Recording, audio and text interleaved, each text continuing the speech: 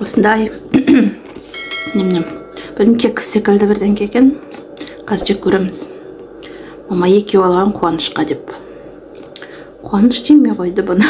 Түріне қарап шошыды ма бірдеңке болды айтты. Сол вроде түріне қараса, немесіне қараса кекс секілді. Есті күшті екен.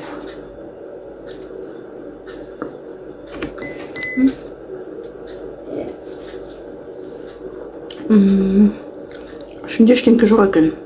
Жерлерде немдер изюмдар бар.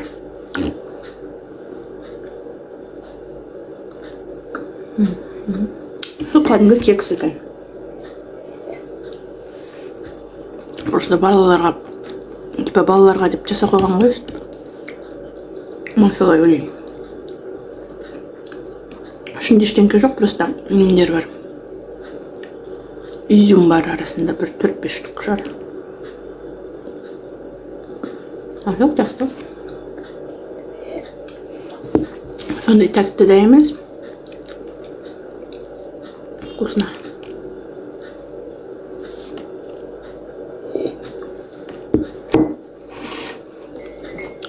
Чай с молоком.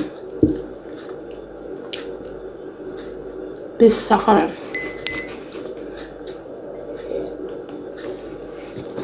Біз үйде өзіміз семьямызбен қант неметпейміз, қоспаймыз шайға. Папа да, мама да, мен да, Назым да ішпейміз. Столға особо қант қою деген нәрсені ұмытып кетеміз өзі. Кейде қантпен ішетіндер келсе, қант жоқ па деп сұрап отырады. Сол кезде ой деп алып шығамыз. Сол білмейміз, қантсыз да нормально іше береміз.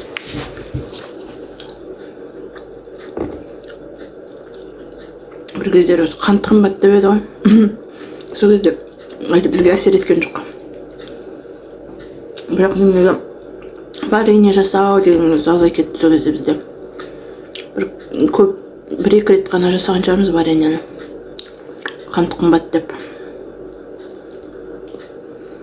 Сол.